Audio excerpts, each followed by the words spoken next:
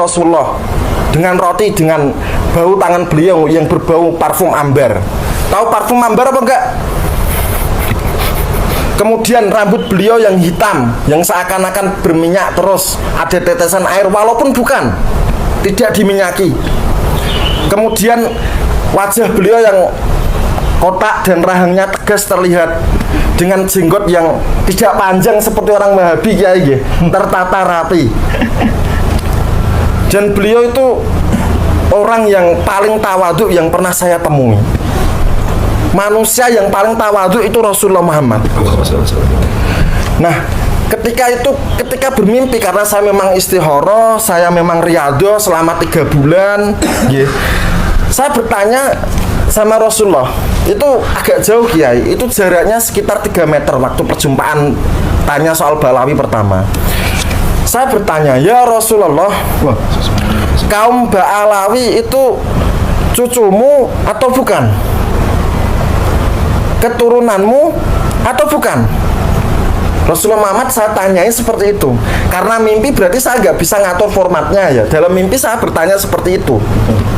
Nah, kemudian Rasulullah menjawab, setiap umatku yang beriman kepadaku, asal mereka beriman kepadaku, saya anggap mereka keluarga.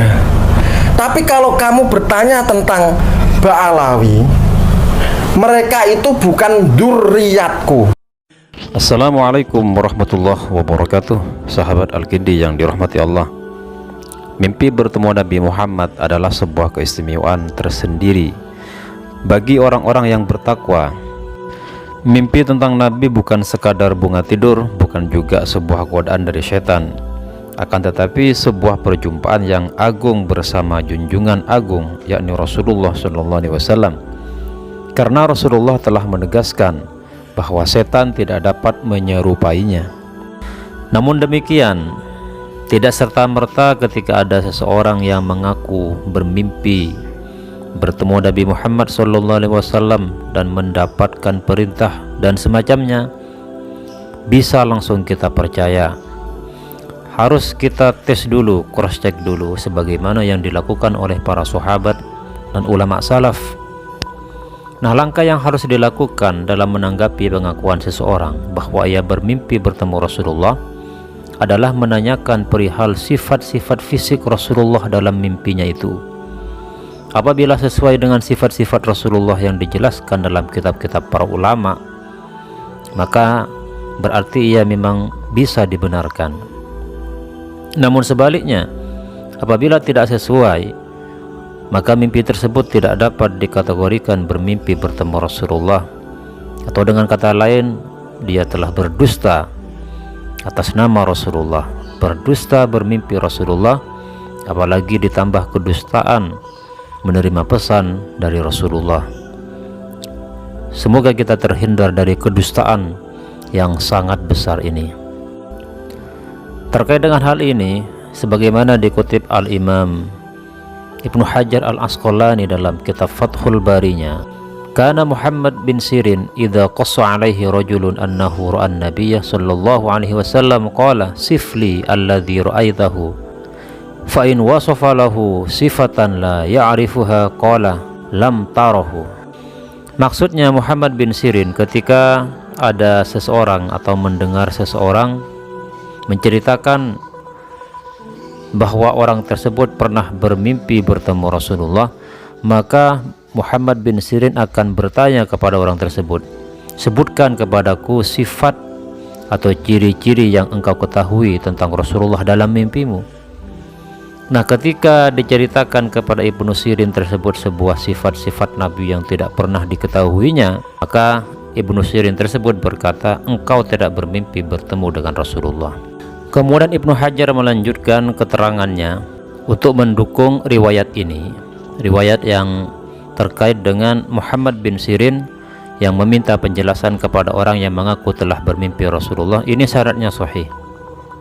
Kemudian kata Ibnu Hajar, wa wajadtu lahu ma yu'ayyiduhu fa akhrajal hakimu min tariqi Asim bin Kulayb haddatsani abi qala qultu li Ibnu Abbas ra'aitu an-nabiyya sallallahu alaihi wasallam fil manam qala sifhuli qala dzakartul Hasan ibn Ali fasyabbahtuhu bihi. Dari jalur Asim bin Qulaib bahwa beliau pernah mendengar ayahnya berkata, aku pernah mengatakan kepada Ibnu Abbas bahwa aku pernah bermimpi bertemu Rasulullah. Kemudian Ibnu Abbas berkata, sebutkan kepadaku sifat-sifat Rasulullah di dalam mimpimu. Maka aku menyebutkan sifatnya mirip dengan Al-Hasan bin Ali. Kemudian Ibnu Abbas mengatakan, engkau benar-benar bermimpi bertemu Rasulullah. Inilah yang dilakukan oleh para sahabat seperti Abdullah bin Abbas dan yang dilakukan oleh para ulama salaf seperti Muhammad bin Sirin ketika mendengar pengakuan dari seseorang yang telah mengaku bahwa dia telah bermimpi bertemu Nabi, maka harus diklarifikasi terlebih dahulu. Jangan langsung percaya, ditanyakan sifat-sifat dan ciri-ciri Rasulullah yang sesuai dengan kitab-kitab tarikh yang telah disebutkan oleh para ulama di kitab-kitab sirah. Kalau memang penuturannya tentang Rasulullah baik pribadinya, akhlaknya, serta fisiknya dari ujung rambut sampai ujung kaki, dan ternyata penjelasan itu sesuai dengan yang termaktub dalam kitab-kitab sirah ulama, maka bisa dibenarkan. Kalau tidak sesuai, maka berarti dia telah berdusta. Nah, berdusta semacam ini, mengaku bermimpi bertemu dengan Rasulullah sampai kemudian mendapatkan pesan dari Rasulullah, padahal dia tidak pernah bermimpi apalagi mendapatkan pesan. Ini adalah sebuah kedustaan yang tingkat tinggi, bukan main-main. Di dalam Sahih Bukhari disebutkan sebuah hadis riwayat Ibnu Abbas, Rasulullah SAW bersabda, man tahallamah bihulumin lam yarahu kullifa ayyaqidha baina syairataini walay yaf'ala. Maksudnya, barang siapa yang mengaku-ngaku telah bermimpi sesuatu padahal ia tidak bermimpi seperti yang dikatakannya, ia akan disiksa di akhirat dengan siksa yang terus-menerus. Siksa ini diistilahkan dengan menggabungkan 2 butir biji gandum, dan dia tidak akan pernah bisa melakukannya. Ini isyarat bahwa siksaan tersebut berlangsung terus-menerus. Imam Bukhari juga meriwayatkan hadis dari Ibnu Umar bahwa Rasulullah SAW bersabda, min afrol firo ayyuriyah ainaihi ma lam taro. Hadis ini menjelaskan bahwa mengaku telah bermimpi melihat sesuatu padahal tidak, merupakan seburuk-buruknya kebohongan yang diistilahkan dengan afrol firo atau kebohongan yang paling dusta. Sebagaimana penjelasan tadi, bahwa ketika ada orang yang mengaku pernah bermimpi Rasulullah, maka orang tersebut harus diklarifikasi, ditanyakan ciri-ciri fisik Rasulullah yang sesuai dengan kitab-kitab para ulama.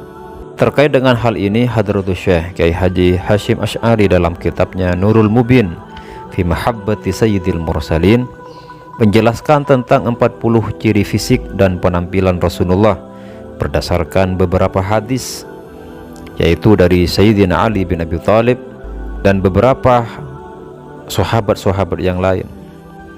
Berikut adalah 45 ciri fisik dan penampilan Rasulullah sebagaimana yang termaktub dalam kitab Nurul Mubin fi Mahabbati Sayyidil Mursalin karya Mbah Hashim Asy'ari. Yang pertama, Rasulullah SAW bukanlah orang yang sangat tinggi dan juga bukan orang yang sangat pendek. Beliau merupakan orang dengan tinggi badan sedang. Rambutnya tidak terlalu keriting dan juga tidak lurus, tetapi keriting berombak antara keriting dan lurus. Juga Rasulullah tidak gemuk badannya dan tidak bulat wajahnya. Jadi wajahnya Rasulullah tidak bulat, begitu juga tidak kotak seperti apa yang dituturkan oleh yang mengatakan atau yang mengaku bermimpi di video tersebut. Di wajah beliau terdapat bulatan putih kemirah-mirahan. Kedua matanya sangat hitam, bulu matanya panjang, tulang dan bahunya besar. Kulitnya tidak berambut banyak tapi berbulu dada sampai ke pusar. Kedua telapak tangan dan kedua telapak kakinya tebal. Jika berjalan seperti turun dari atas jalan yang melandai. Jika menoleh bersama badannya, maksudnya tidak hanya menoleh kepalanya saja. Antara kedua punggungnya terdapat cap kenabian yaitu Khatamun Nabiyyin. Dadanya paling bagus, dialek dan aksennya juga paling bagus. Otaknya paling lembut, paling mulia cara bergaulnya. Orang yang mensifatinya mengatakan saya belum pernah melihat sebelumnya dan sesudahnya orang seperti beliau.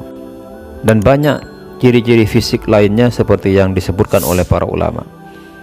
Ini suatu hal yang sangat mengerikan, sampai membawa nama-nama Rasulullah, berdusta atas nama Rasulullah hanya untuk meniadakan nasab yang sudah diijma dan disepakati oleh para ulama dari generasi ke generasi. Sekian, semoga video ini bermanfaat. Wassalamualaikum warahmatullahi wabarakatuh.